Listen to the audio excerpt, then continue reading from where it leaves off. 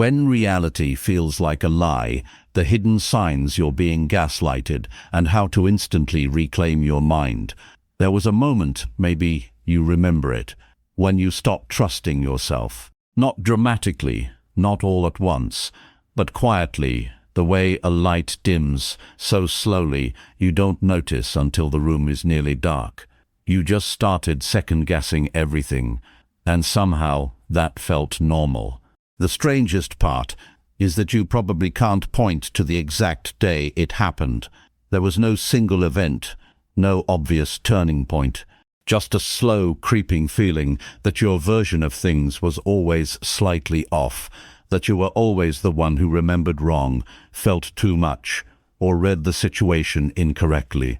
And the more you tried to get it right, the more lost you felt.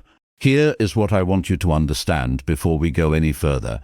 What happened to you is not a reflection of your intelligence or your strength. In fact, the people who experience this most deeply are usually the ones who care the most, think the most, and try the hardest. Qualities that, in the wrong hands, become the very things used against them. What you are going to find in the next few minutes is not just a list of warning signs. It is a clear, honest map of exactly what gaslighting is, how it quietly dismantles your sense of reality, and most importantly, the specific steps you can take right now to start finding your way back to yourself. The word gaslighting gets used a lot these days, often loosely, sometimes incorrectly. It has become such a common term in online conversations that its real meaning has started to blur. So before anything else, let us get clear on what it actually is, because being clear about this might be one of the most important things you do today. Gaslighting is not someone disagreeing with you. It is not someone having a different memory of an event, or offering a perspective you hadn't considered, or even saying something that hurts your feelings. Those things are part of normal, imperfect human relationships. Gaslighting is something more specific and more deliberate. It is a repeated pattern of behavior designed to make you question your own perception, your own memory, and your own emotional responses, until you stop trusting yourself and start depending entirely on someone else to tell you what is real. The term comes from a 1944 film in which a husband slowly manipulates his wife's environment, dimming the gas lights in their home, and then calmly denying any change when she notices, until she genuinely believes she is losing her mind. What made the story so unsettling wasn't dramatic cruelty, it was the patience and the subtlety, each individual incident small enough to dismiss, the overall pattern invisible until almost too late. That is exactly how it works in real life. Not with one big moment you could point to and say, there, that was it, but with dozens of small moments, each one just confusing enough to make you wonder if the problem is you. And because you are the kind of person who is willing to wonder if the problem is you, it works. Let us talk about why certain people are more vulnerable to this than others, because this is where most conversations about gaslighting miss something important. It is not about being weak or gullible. Research in social psychology consistently shows that people with high empathy, strong self-reflection, and a genuine desire to be fair are actually more susceptible, not less, to having their reality distorted by someone close to them. Here is why. When someone you trust tells you that your memory is wrong, your first instinct, if you are a thoughtful, open-minded person, is to genuinely consider the possibility. You think, maybe I did misremember. Maybe I was more aggressive than I thought. Maybe I am being too sensitive. That willingness to consider other perspectives is not a flaw.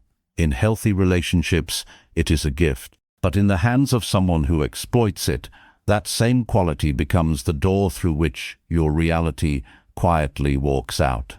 There is also something called the social confirmation of reality. a very human, very natural tendency to cross-reference our own perception with the people around us, especially the people we are closest to.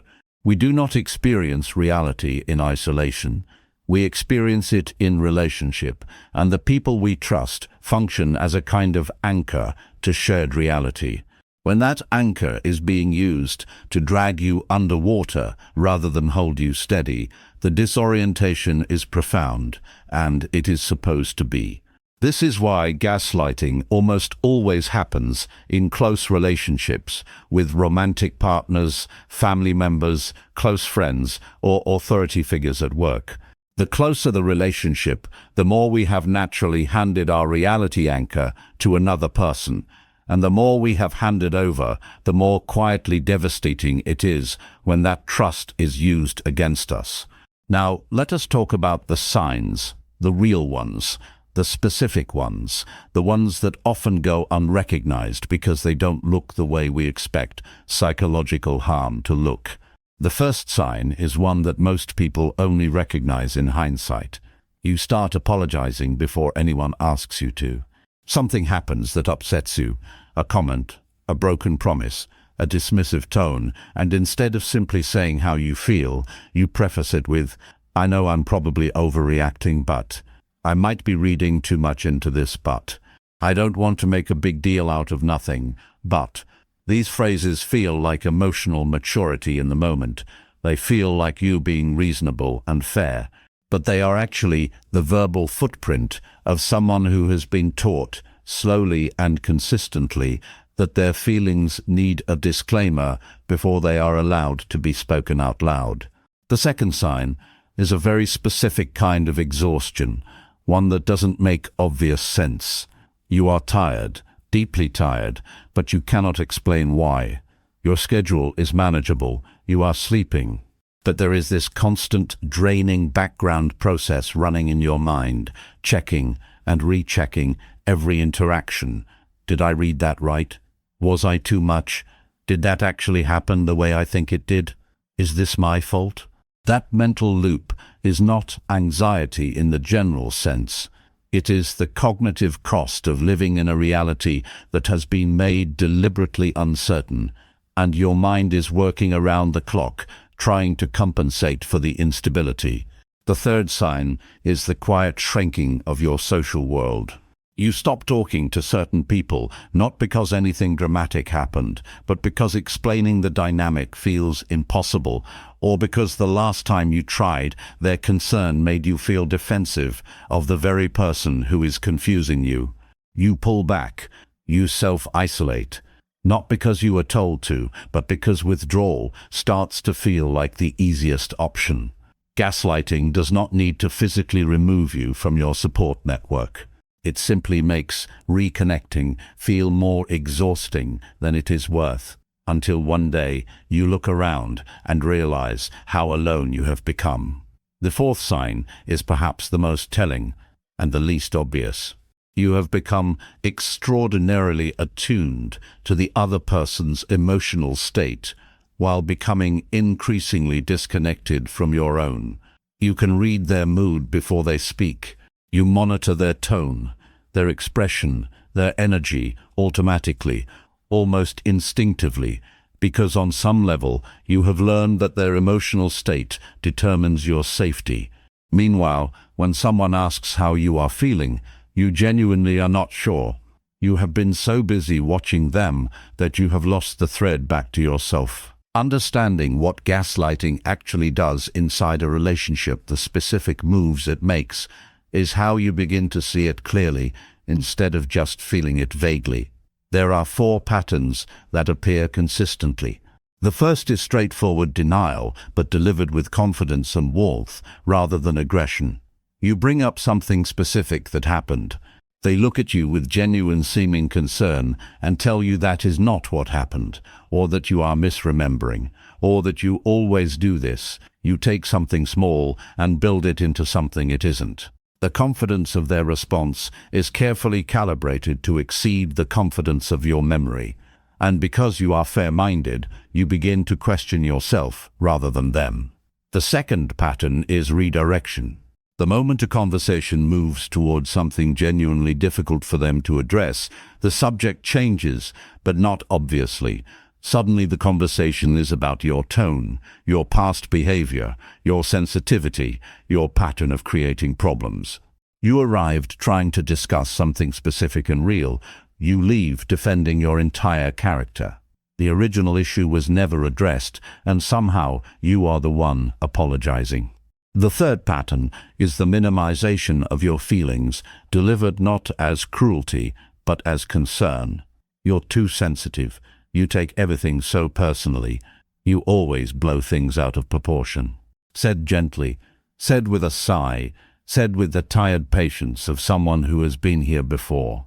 Over time, these observations accumulate into a story about who you are, someone whose emotional responses cannot be trusted, someone who needs to be managed rather than heard. The fourth pattern is the most sophisticated. They use your own self-awareness against you. They know you value being fair, so they remind you of times when you were wrong. They know you want to grow, so they frame your inability to let something go as emotional immaturity. They know your fear of being too much, and they lean into it precisely when you are at your most certain. They have learned the geography of your self-doubt, and they navigate it with precision. Now, here is where we turn the corner, because understanding the problem is important, but it is only the beginning. What matters most is what you do from here. The first and most important step is also the most counterintuitive. Stop trying to get them to admit it.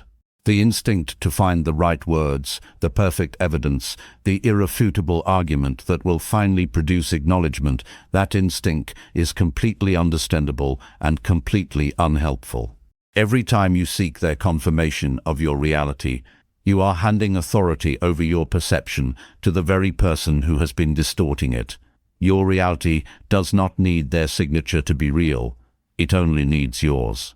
The second step is to start writing things down, and not for the reasons you might think. Not to build a case, not to win an argument, not to prove anything to anyone. Write things down because your memory needs a fixed external point that exists outside the relationship's influence. When you record what happened immediately after it happens, what was said, what you observed, how you felt, you create something that cannot be retroactively rewritten by someone else's confident denial.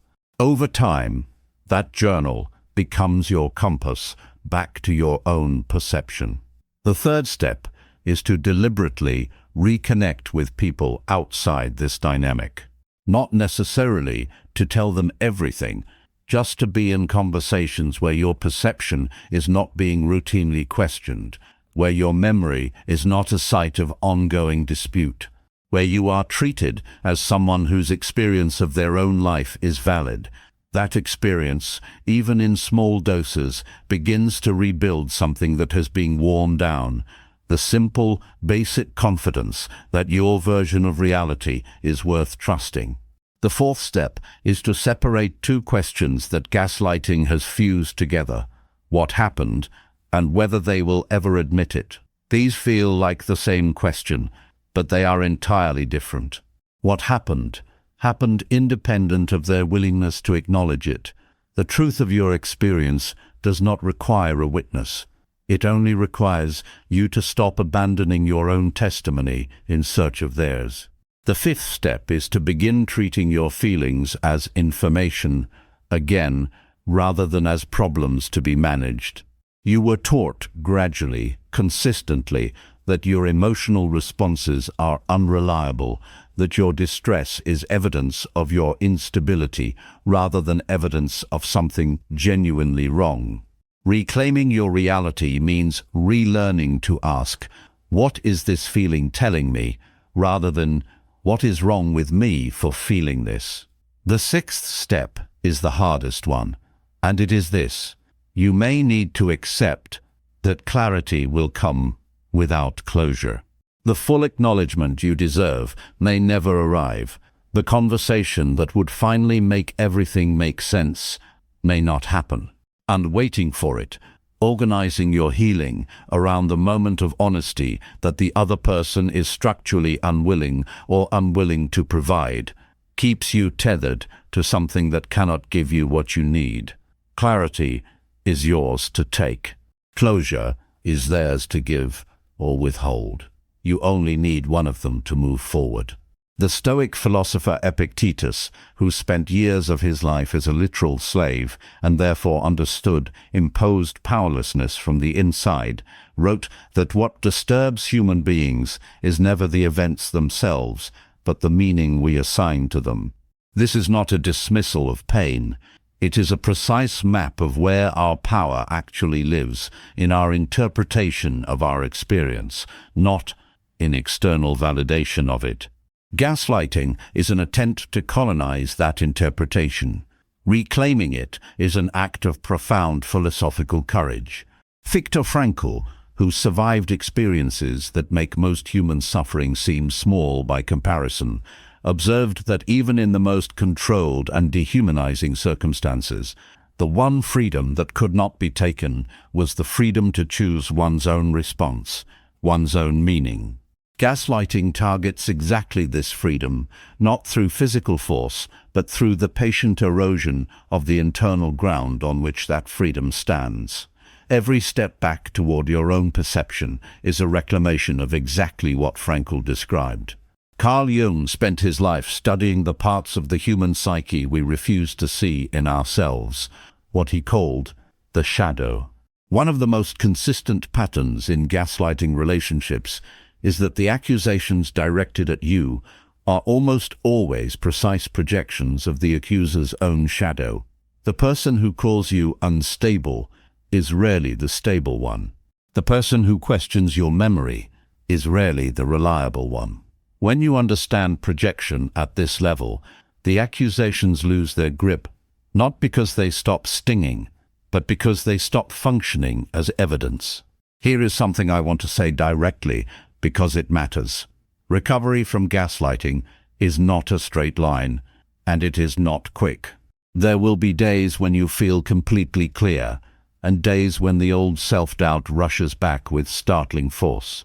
There will be moments when you second-guess this very process of reclaiming yourself, wondering if perhaps you really were the problem all along. That is not a sign of failure.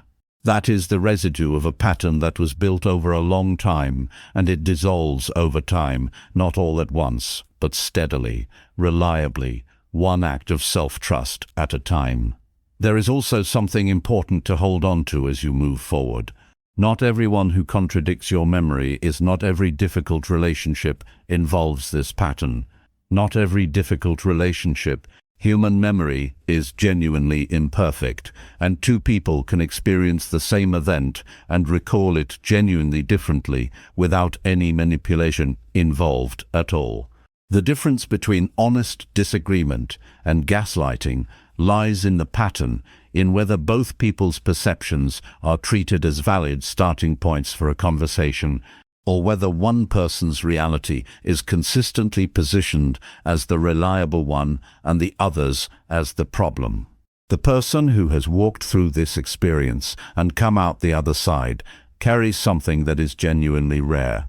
They have developed a clarity about their own inner life, about what self-doubt feels like from the inside versus what genuine error feels like, that most people never have to develop because they are never forced to fight for it. That clarity is not a consolation prize for what was lost. It is a real and lasting form of self-knowledge that no one can take from you again.